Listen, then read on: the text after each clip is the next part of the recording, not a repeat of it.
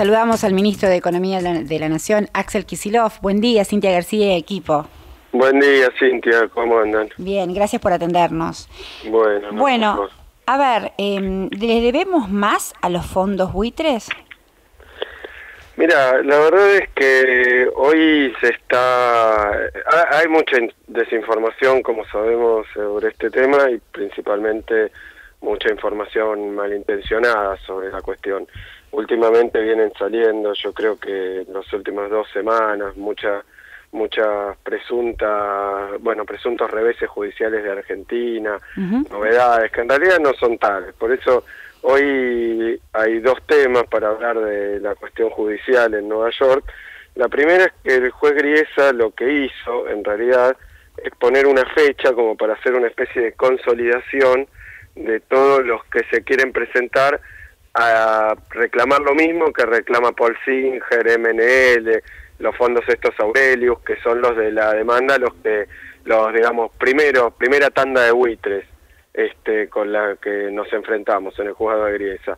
La verdad es que no es que sea más o menos, sino que como vos sabés, la reestructuración de deuda de Argentina alcanzó al 93% de los bonistas, de los tenedores de bonos. Todos esos aceptaron el canje de Argentina después de una larga negociación de 2 tramos, 2005 y 2010, y un 7% aproximadamente quedó afuera.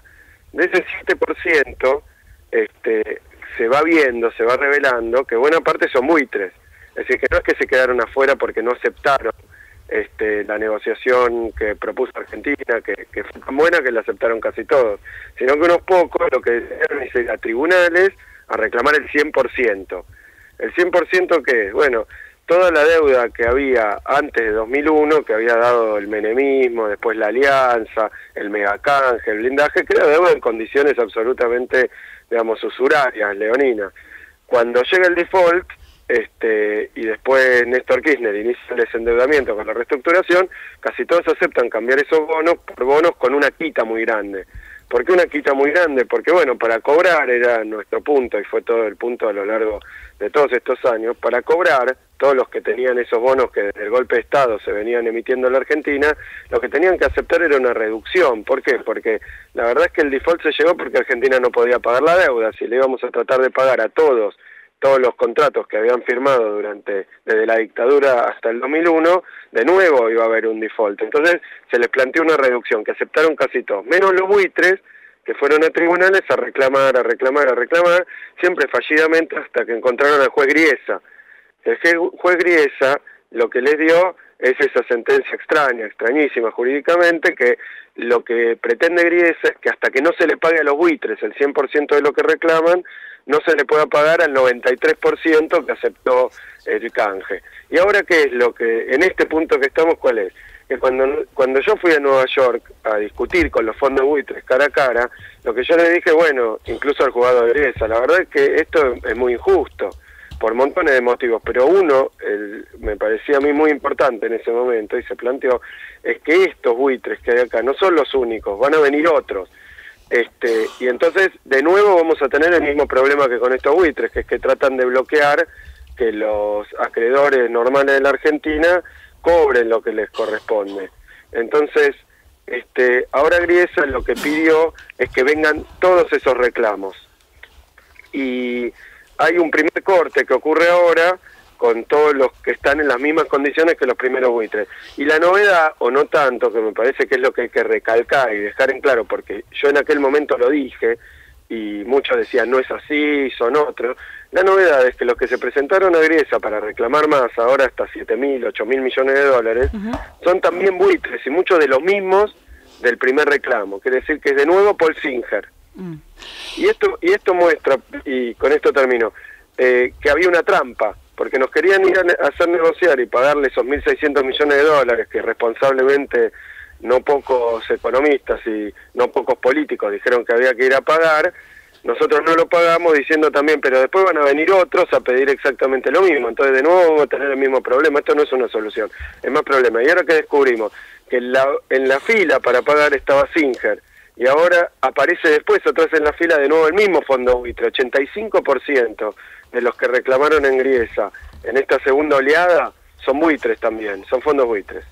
Estaba repasando estas palabras que dice como ministro de Economía. Me cuesta no tutearte, ¿no? Pero bueno, la formalidad del programa de radio a la que me tengo que obligar. Pero pensaba en la ganancia hacia la sociedad, ¿no? Cómo llegamos a diciembre con la situación y la explicación que esclarecedoramente diste.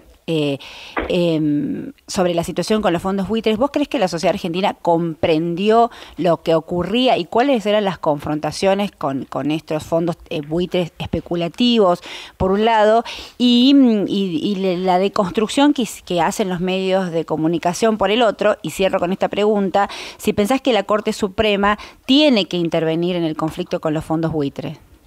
Mira, lo primero con respecto a que comprendió la sociedad, a mí me parece que esto tiene diferentes etapas. Una primera etapa fue cuando sale el fallo del juez Griesa y después Argentina apela, primero en lo que sería la segunda instancia, y después ante la Corte Suprema norteamericana. Apelamos este fallo de Griesa, porque el fallo no es que nosotros decimos que es injusto. Yo creo que no hay ningún abogado en el mundo que piense que esto tiene alguna lógica, lo que dictaminó Griesa. No tiene lógica financiera, no tiene lógica jurídica, es poner en riesgo a todo el sistema financiero internacional, porque para ser breve, imagínate que un país no puede pagar su deuda y después un juez va a decir la tiene que pagar igual, pero si no puede pagarla y cae en default con toda la desgracia social, no la vas a obligar de nuevo a pagar lo mismo y va a caer de nuevo en default. Eso es lo que dice el juicio, digamos, el dictamen de Griesa. Y me parece que hubo mucha intensidad cuando la Corte convalida este fallo absolutamente injusto, absolutamente irrazonable, y entonces en ese momento hubo una intensa campaña mediática, desinformativa, que le trató de meter miedo a los argentinos, a decir, bueno, ahora hay que ir y pagar lo que dijo Griesa, porque si no Argentina estuvo impulsada por los propios fondos buitres, pero con muchas repetidoras, dolorosamente lo digo, demasiadas repetidoras acá que decían, hay que ir y pagar. Si Argentina no paga es un desastre, nos vamos al tacho, se nos va a cortar todo, Argentina va a ir para atrás. Y bueno, esa campaña se llevó adelante durante el año pasado, a mediados del año pasado.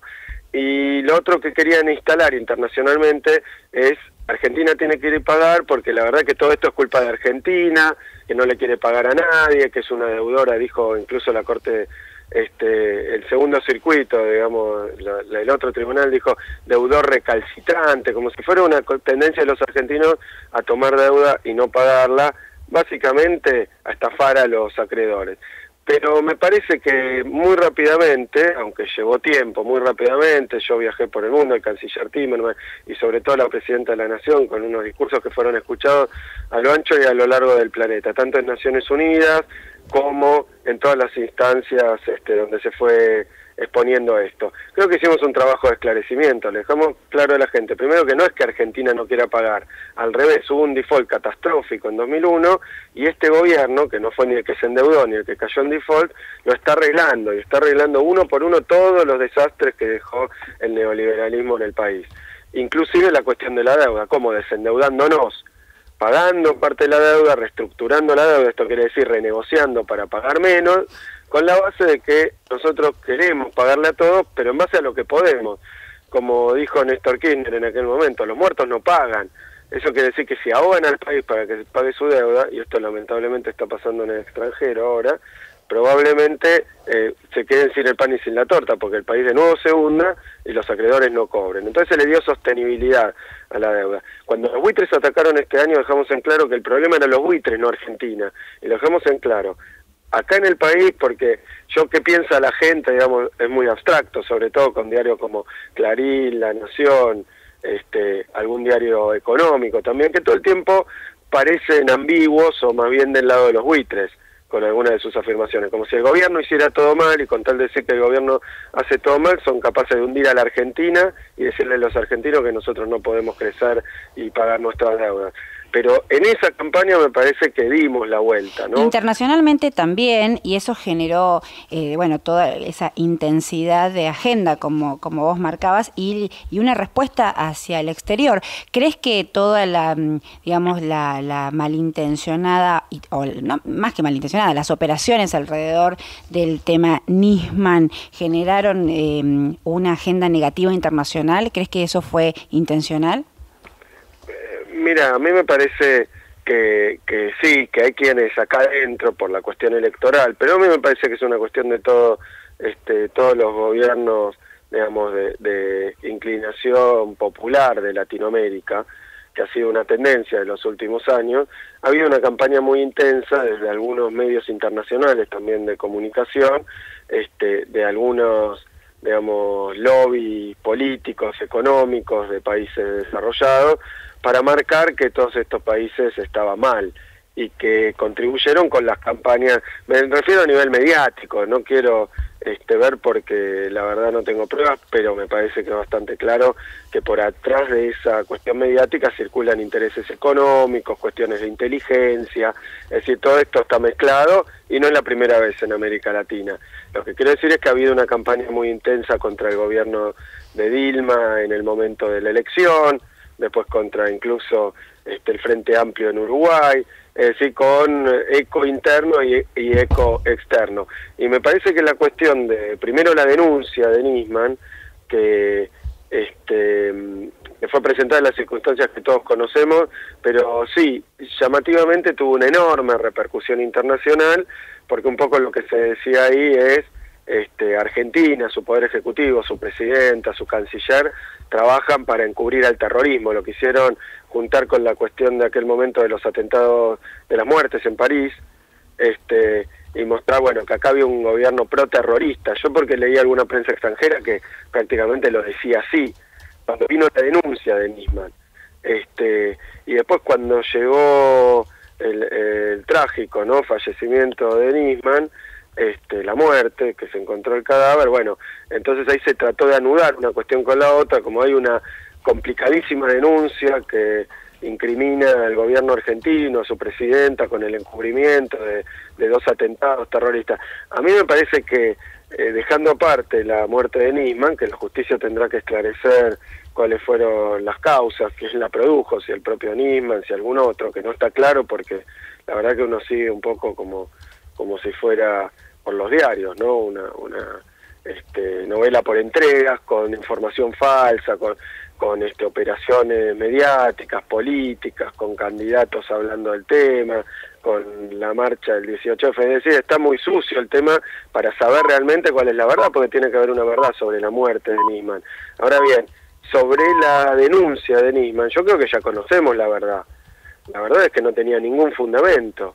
Y ahora con lo que la presidenta recalcó en la asamblea, en el inicio de la asamblea del año legislativo el otro día, que recalcó claramente que hay 2 posiciones de Nisman simultáneas, lo cual es muy difícil de comprender. Por un lado, un Nisman que felicitaba al gobierno prácticamente por lo que había hecho, y le pedía a la presidenta que llevara al Consejo de Seguridad un pedido de sanción contra Irán, pero diciendo, bueno, el gobierno ha hecho todo para conseguir, y por otro lado esa denuncia donde dice exactamente lo contrario, el gobierno no ha hecho nada y ha hecho lo posible para encubrir a Irán.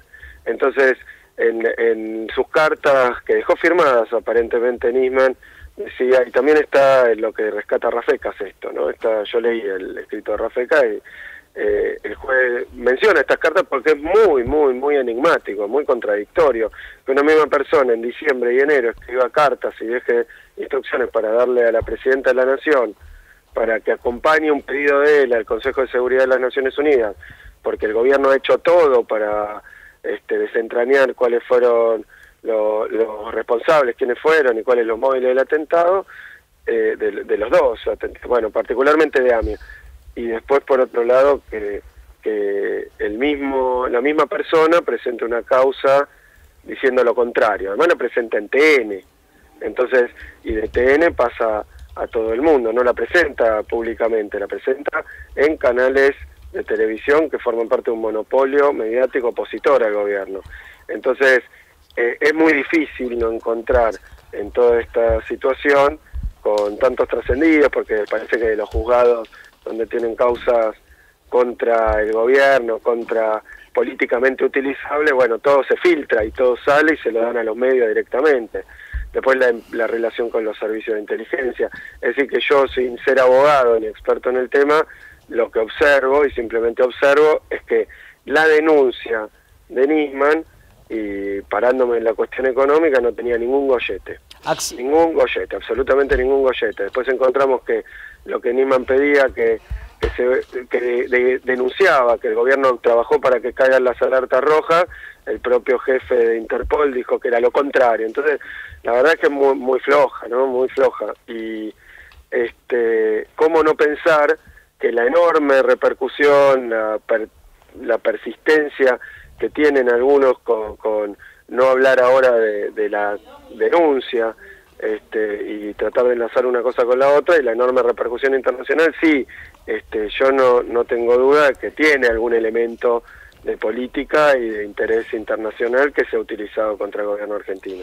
Refuerzo la idea, Axel, y en las dos últimas preguntitas agradecemos este contacto con la radio pública. Estamos hablando con el ministro de Economía, Axel Kicillof, sobre lo que te preguntaba sobre la Corte Suprema, porque se negó a intervenir en el conflicto con los fondos buitres en el pedido de per saltum presentado por el ex legislador Mario Cafiero. Pedía que se declare inconstitucional la jurisdicción de tribunales extranjeros en litigios de deuda pública argentina. ¿La Corte Suprema debería tomar una postura con respecto a los fondos buitre?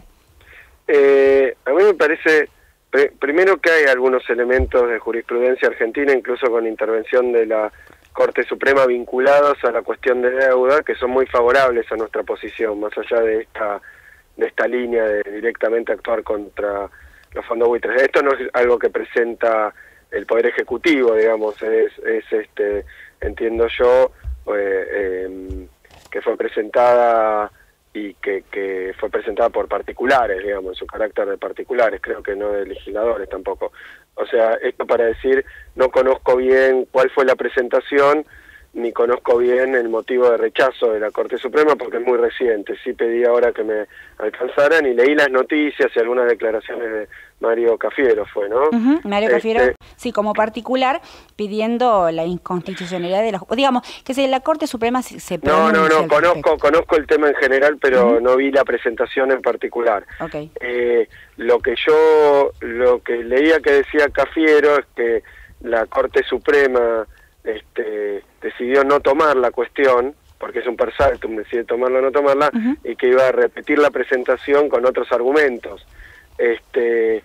Sí entiendo yo que esta cuestión tiene elementos jurídicos bastante complejos, sofisticados, que hacen igual de fondo una cuestión simple, sencilla y política del asunto de la deuda, que es el siguiente. Argentina tenía hasta 2001 una deuda externa impagable, que fue contraída por gobiernos dictatoriales, pero también democráticos, que fue convalidada y llegó a ese nivel que explotó por los aires en 2001 y que produjo tanta desgracia en el país. Esa deuda, buena parte de esa deuda, está regida por tribunales extranjeros. Se emitió con legislación extranjera y otra parte con legislación local.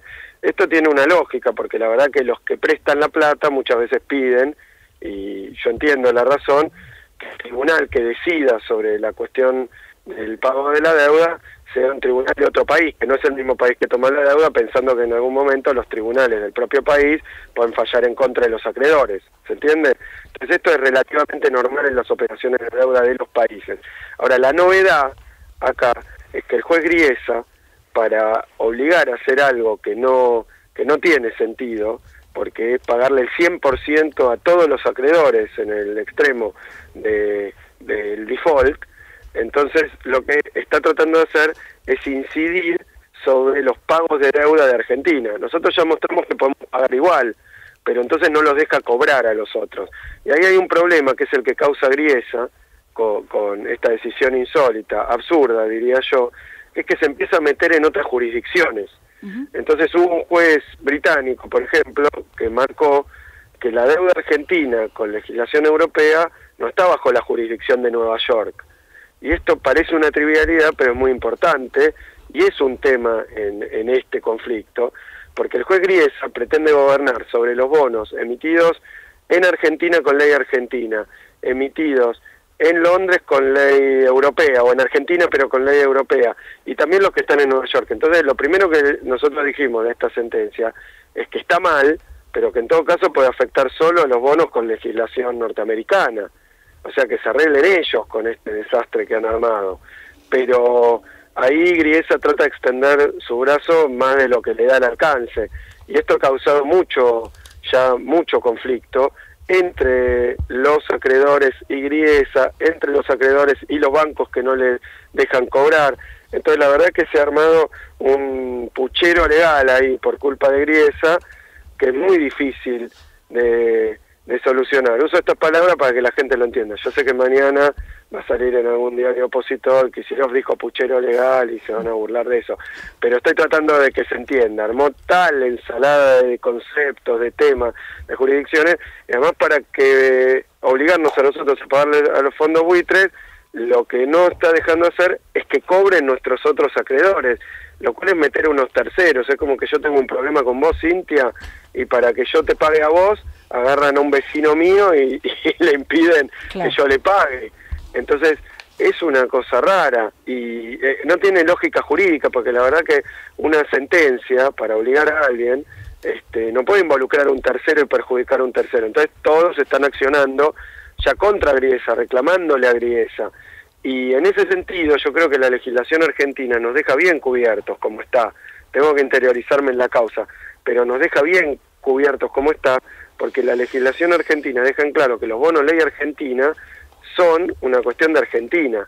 Y ahora Griesa, y eso es hoy también, está tratando de impedir que cobren los acreedores de bonos que tienen ley argentina.